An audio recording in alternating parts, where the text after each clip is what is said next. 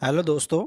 आज अपन इस वीडियो में ये सीखेंगे कि गणित में जो कमज़ोर विद्यार्थी है वो सभी विद्यार्थी गणित में अपनी पकड़ कैसे बनाए, गणित को कैसे सीखना है, गणित के प्रश्न को कैसे हल करें। चाहे आप 10th क्लास में हो, चाहे आप 12th क्लास में हो, या फिर आप जो है कंपटीशन लेवल की तैयारी कर रहे हो। कंपटीशन लेवल में आप चाहे कोई सा भी एग्ज़ाम की तैयारी कर रहे हो, या फिर एडवांस मैथ की अगर आप तैयारी कर रहे हो, तो उसमें आपको गणित कैसे सीखना है। अब आप सभी को पता है, चाहे से आप 10th क्लास में हो, चाहे से 12th क्लास में हो, या फिर आप जो है कंपटीशन लेवल में एग्ज़ाम दे रहे हो, है ना। तो उसमें क्या होता है कि आपकी गणित तो ऐसी सब्जेक्ट है जो आपका एग्ज़ाम में आती है और इसके बहुत सारे प्रश्न बनते हैं। तो विद्यार्थी गणित में काफ़ी ज़्यादा दिक्कत आती है। वो विद्यार्थी सभी ये सोचते हैं कि काश अगर गणित नहीं होती तो मेरा सिलेक्शन हो जाता, या फिर गणित नहीं होती तो मैं 10th क्लास में या 12th क्लास में काफ़ी अच्छी परसेंटेज बना लेता। मेरी ओनली गणित सब्जेक्ट ऐसी है जिसमें मेरी परसेंटेज काफ़ी कम बनी है, मेरे काफ़ी कम नंबर आए हैं, ठीक है। तो ऐसी बात नहीं है दोस्तों। आज मैं आपको इस वीडियो के माध्यम से आपको बहुत कुछ सिखाने वाला हूँ। इस वीडियो के बाद में आप जो है गणित को काफ़ी ज़्यादा सही कर लोगे, गणित को स्ट्रॉन्ग कर लोगे। मैं आज आपको ऐसा ही तरीका बताने वाला हूँ, ठीक है।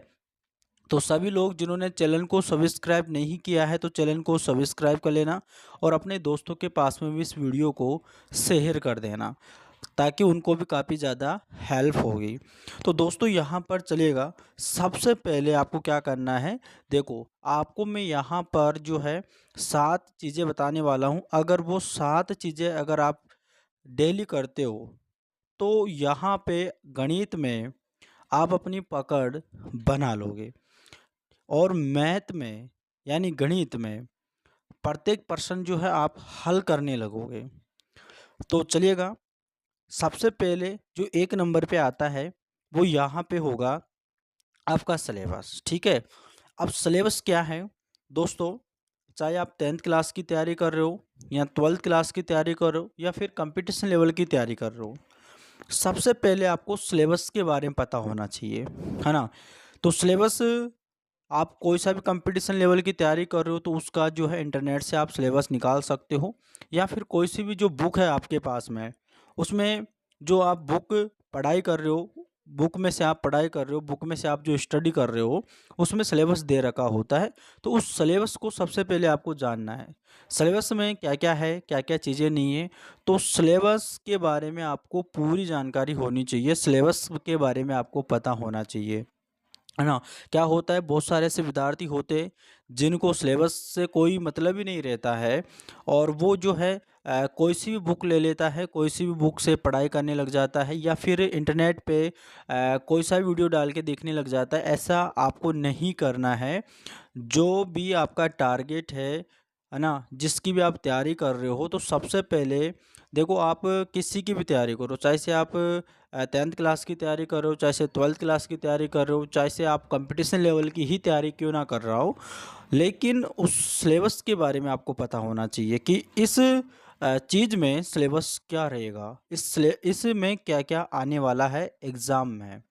तो वो सारी चीज़ें आपके पास में होना चाहिए, या फिर आप उन सभी की लिस्ट बना के रख लो, या फिर आप जो है अपने मोबाइल में उसकी स्क्रीनशॉट जो है खींच के रख लेना है। अगर स्क्रीनशॉट खींच के रखते हो आप, उससे काफ़ी ज़्यादा आपको फ़ायदा मिलता है, ठीक है। तो सबसे पहले आपको क्या करना है, सिलेबस के बारे में आपको जानकारी होनी चाहिए, ठीक है। तो चलिएगा, अब आपकी अगली चीज़ क्या रहने वाली है। अगली चीज़ यहाँ पर आपका रहेगा, कोई से भी आप चीज़ पढ़ो, ठीक है। मैथ के अंदर आप कोई सा भी टॉपिक लेते हो, कोई सा भी चैप्टर लेते हो, सबसे पहले उसका बेसिक से स्टार्ट करना है। किससे स्टार्ट करना है दोस्तों, यहाँ पर बेसिक से, बिल्कुल छोटी छोटी चीज़ें आपको सीखना है, ठीक है। अब जैसे कि अगर आप मान लो मैथ सीख रहे हो, आपको गुणा, जोड़, बाकी ये सब आता ही नहीं है, तो आप जो है पर्सन को नहीं बना सकते हो, है ना। आपको समीकरण के बारे में पता नहीं है, आपको गुणनखंड नहीं आता हो, आपको जो है प्रॉफिट एंड लॉस जो उनकी बेसिक बेसिक चीज़ें हैं वो सारी चीज़ें आपको नहीं आती है, तो आप जो है कंपटीशन लेवल की बिल्कुल भी तैयारी नहीं कर सकते। आप जो है बड़े प्रश्नों को बिल्कुल भी हल नहीं कर सकते, है ना। तो कोई सा भी पर्सन हो, कोई सा भी, या फिर कोई सा भी चैप्टर अगर आप जो है पढ़ाई कर रहे हो, स्टडी कर रहे हो, तो सबसे पहले उसका बेसिक पूरी तरीके से आपको आना चाहिए। एक एक चीज़ आपको जो है बेसिक सीखना चाहिए, छोटी छोटी चीज़ें आपको सीखना चाहिए। जिससे क्या होता है, जिससे ये होगा कि आपको कोई दिक्कत नहीं आएगी जब प्रश्न को आप हल करोगे, है ना। क्या होता है कि बहुत सारे ऐसे विद्यार्थी होते हैं जो प्रश्न हल करने लग जाते हैं, बड़े बड़े क्वेश्चनों को ऐसे सोचते हैं इसे मैं कर लूँगा, लेकिन वो बीच में जाके अटक जाता है और उनसे वो प्रश्न बिल्कुल भी हल नहीं होता है। छोटी छोटी चीज़ों की वजह से वो पर्सन हल नहीं कर पाता है। तो आपको सबसे पहले जो है जो स्टार्ट करना है ना, वो बेसिक से करना है। जितना हो सके उतना बेसिक चीज़ें उसके बारे में जानकारी लेना है। कोई सा भी आप जैसे मान के चलिएगा, अगर आप परसेंटेज लेते हो, है ना, परसेंटेज आप यानी प्रतिशत, अगर ये चैप्टर आप लेते हो, तो यहाँ पर परसेंटेज में या आपका इस प्रकार का जो चिन्ह होता है, इसका मतलब होता है यहाँ पर 1/100 होता है, ठीक है, 1/100 होता है। अगर इस चिन्ह के बारे में पता नहीं रहेगा उसको, तो वो आगे के प्रश्न बिल्कुल भी हल नहीं कर सकता परसेंटेज का। तो यहाँ पर छोटी छोटी चीज़ें आपको पता होनी चाहिए, बेसिक उनका आना चाहिए, है ना। चिन्हों के बारे में पता होना चाहिए कि मान लो मैथ के अंदर क्या होता है कि जैसे प्लस का चिन्ह है, कोई आपका समीकरण आ गया, है ना, तो उसको बराबर के उधर भेजना है तो ये माइनस का हो जाता है। तो ये बेसिक बेसिक चीज़ें होती है। विद्यार्थी क्या ले लेता है कि इस चीज़ को सीरियस ले लेता है, वो सोचता है इतनी छोटी छोटी चीज़ें तो मुझे आती है, लेकिन उनको नहीं आती है, ठीक है। जब वो प्रश्न हल करने बैठता है तो उनसे ये चीज़ें बन ही नहीं पाती है, उनको पता ही नहीं होता है, इसकी वजह से वो प्रश्न नहीं बना पाता है।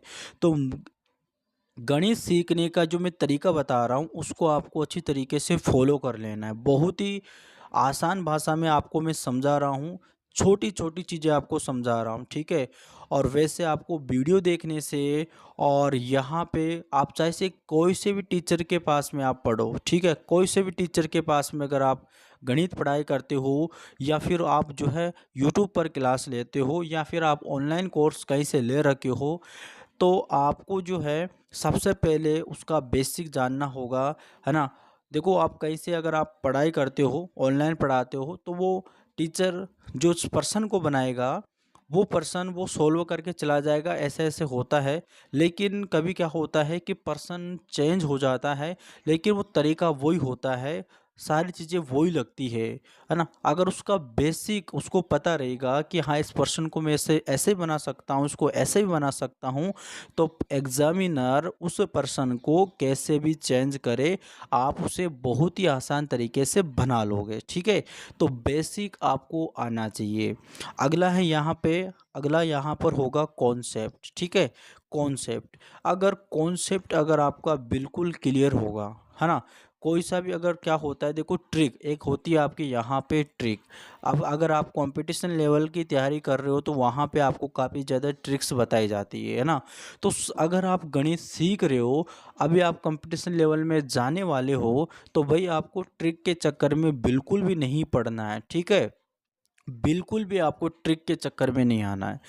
देखो, ट्रिक के चक्कर में आओगे तो आपसे पर्सन नहीं बनेंगे, क्योंकि एग्जामिनर सेम पर्सन बिल्कुल भी नहीं देता है, वो पर्सन चेंज करता है ना।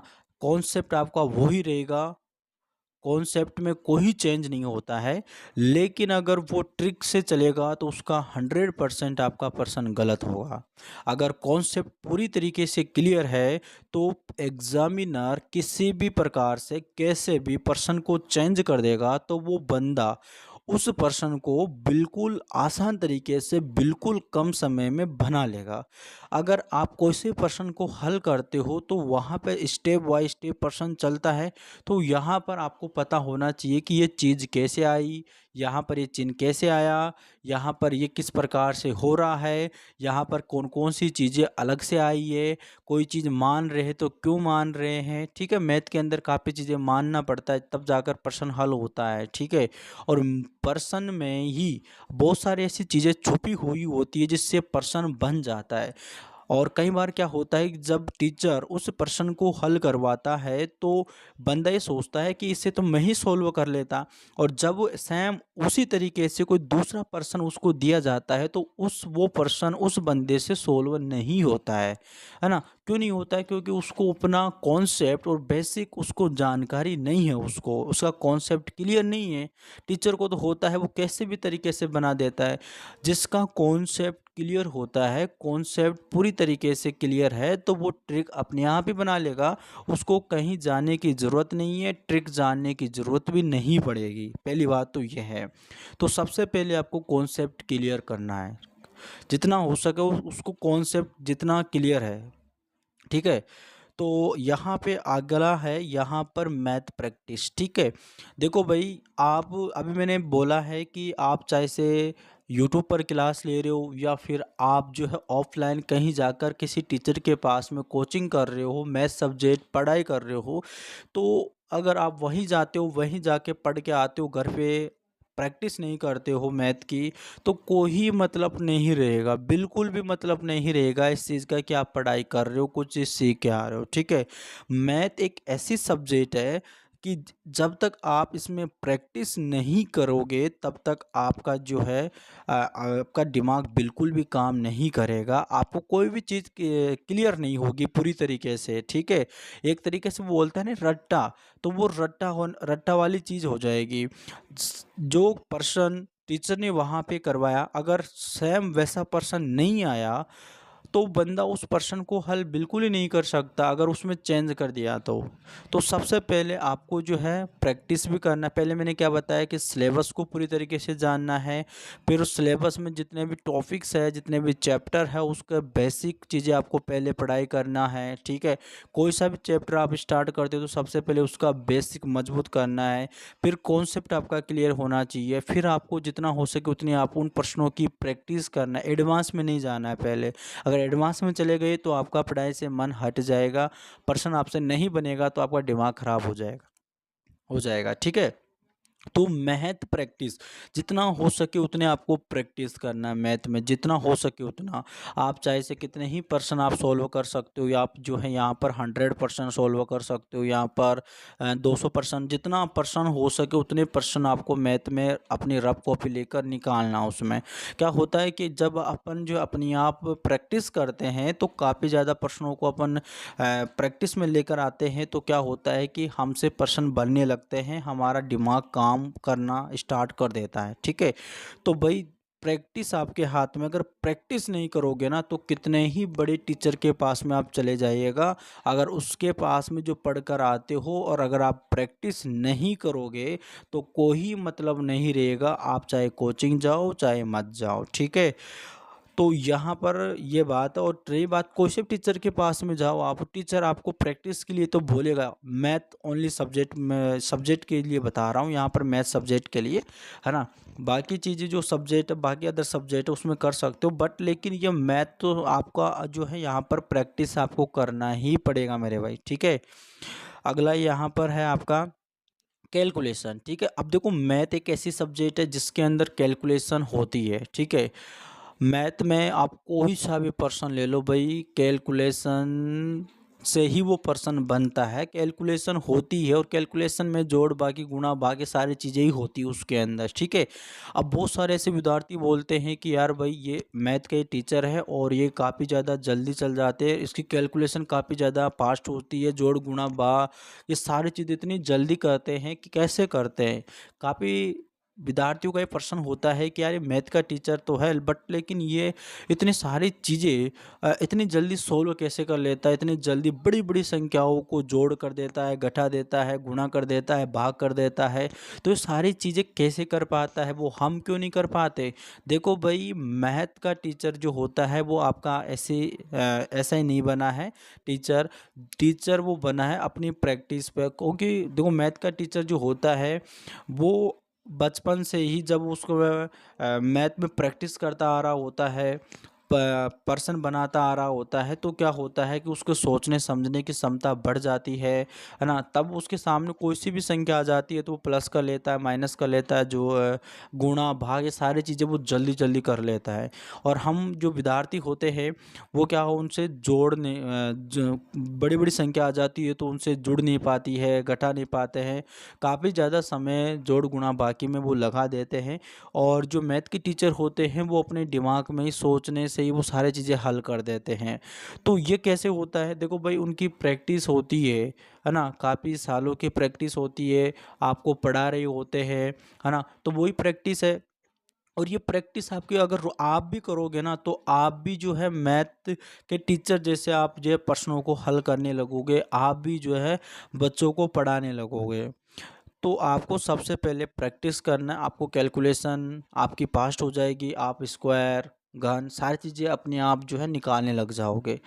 तो जो चीज़ें मैं आपको बताता आ रहा हूँ उनको आपको अच्छी तरीके से आपको फॉलो करना है। अगला यहाँ पर आपका मॉक टेस्ट, ठीक है? अब देखो भाई, मॉक टेस्ट क्या होता है, आपको यहाँ पर जैसे कि आपने सिलेबस भी देख लिया है, आपका उस बेसिक आपने कर लिया है, सारी चीज़ें आपने कर लिया है, ठीक है? जैसे मैंने अभी बता रहा बेसिक किया आपने, कॉन्सेप्ट क्लियर कर लिया, उसके बाद में आपने जो है पर्सन हल किया है, प्रैक्टिस आपने की है, ठीक है? आपने रिवीजन किया सारे चीज़ों का, तब जाकर आपको जो है टेस्ट देना है। मैथ के क्वेश्चनों को जो है कोई सा भी क्वेश्चन आपको, जितने भी आपने चैप्टर क्लियर किया है उन चैप्टरों में से आपके प्रश्नों को लेना है और मॉक टेस्ट देना है। अब मॉक टेस्ट वो ऐसे बहुत सारे होते हैं जो आपका फ्री में भी नहीं होता है, पैसे और लगते हैं, लेकिन ऐसे बहुत सारे टेस्ट है मॉक टेस्ट। अगर आप गूगल पे जाओगे, सर्च करोगे मॉक टेस्ट से मैथ, है ना, तब बहुत सारे ऐसे आपके जो है टेस्ट आ जाएंगे और उसमें आप जो है फ्री में टेस्ट दे सकते हो। कितना उसमें समय भी होता है कि कितने समय में कितने प्रश्न आप हल कर रहे हो, ठीक है? उसमें टाइम जो होता है जैसे 25 मिनट या 10 मिनट या 15 मिनट ऐसा होता है और उसमें 15-20% आपका आता है। तो आपको देखना है कि कितने समय में आप कितने प्रश्नों को कितना जल्दी यहाँ पर आप सोल्व कर पा रहे हो। और जब लास्ट में सबमिट हो जाता है तब फाइनल आपका रिजल्ट आ भी जाता है कि आपने कितने पर्सन हल किया है, कितने पर्सन आपने सही किया है, कितने पर्सन आपने गलत किया है। तो आप जो है अपना आइडिया लगा सकते हो कि आप अभी भी कहाँ पर किस स्थिति में हो। आप क्या मैथ के प्रश्नों को हल कर सकते हो? अगर आपसे मैथ के प्रश्न बनने लगते हैं, अगर आपका मैथ का प्रश्न कोई सा भी गलत नहीं जाता है, तो आपकी प्रैक्टिस, आप जो सीख रहे हो, जो भी आपने चैप्टर हल किया है, वो आपने काफ़ी हद यानी काफ़ी ज़्यादा सही कर लिया है। आपको और भी ज़्यादा मेहनत करना है, ठीक है? अगर आप गलत कर रहे हो तो आपको भाई मेहनत तो करना ही पड़ेगा और आपको देखना है कि आपसे गलत कहाँ पे हो रही है, क्या आपकी कैलकुलेशन पास नहीं हो पा रही है, आपको प्रैक्टिस करना है, जितना हो सके उतना आपको प्रैक्टिस करना है, ठीक है? इस प्रकार से आप जो है मैथ के अंदर अपनी पकड़ बना पाओगे। और फालतू के वीडियो देखना बंद कर दो मेरे भाई। यूट्यूब के अंदर बहुत सारे ऐसे वीडियो है कि आप ऐसे कर लोगे तो आप मैथ सीखना स्टार्ट कर दोगे, वो खाओगे तो आप मैथ आपको आने लगेगी, आपकी कैलकुलेशन बढ़ने लगेगी। आप बादाम काजू ये खाओगे तो आपका जो है दिमाग काम करने लगेगा और आपको कैलकुलेशन फास्ट होने लगेगी, है ना? आप वो पियोगे तो आपको अच्छा रहेगा। ये सब फालतू की चीज़ें है भाई। आप प्रैक्टिस करोगे, आप मेहनत करोगे तो भाई आपको ज़रूर उसका फल मिलेगा। मैथ सीखने का एक ही रास्ता है जो मैंने आपको अच्छी तरीके से समझाया है, एक एक चीज़ को बताया है कि किस प्रकार से आपको हल करना है, क्या क्या सीखना है, कैसे सीखना है, क्या करना है मैथ सीखने के लिए। तो ये सारी चीज़ें आपको फॉलो कर लेना है, ठीक है? और फालतू की चीज़ें देखना बंद कर दो, क्योंकि फालतू की चीज़ें यूट्यूब के अंदर व्यूज़ बढ़ाने के चक्कर में बताया जाता है और बंदे उस चीज़ों को देखते हैं और अपनी जो है यहाँ पर पढ़ाई को बेकार कर देते हैं। तो आपको ये सारी चीज़ें नहीं करना है। तो मैंने जो सारी चीज़ें बताया उन चीज़ों को अगर आप फॉलो करोगे, अगर आप जो है 5 से 6 महीने अगर इन चीज़ों को आप फ़ॉलो करते हो तो भाई मैं बताता हूँ, गारंटी देता हूँ, मैथ के अंदर यानी जो आपकी बेसिक मैथ होती है वो पूरी तरीके से आपकी क्लियर हो जाएगी और बचेगी आपकी एडवांस लेवल मैथ, ठीक है? वो भी आपको जो है अच्छी तरीके से, आपको जब आप मेहनत पर मेहनत करते रहोगे साल भर तक तो आपको अच्छी खासी आपको मैथ आने लग जाएगी और आप मैथ के अंदर कोई सा भी प्रश्न आप जो है हल कर सकते हो, ठीक है भाई? तो मिलते हैं नेक्स्ट वीडियो में, तब तक के लिए धन्यवाद।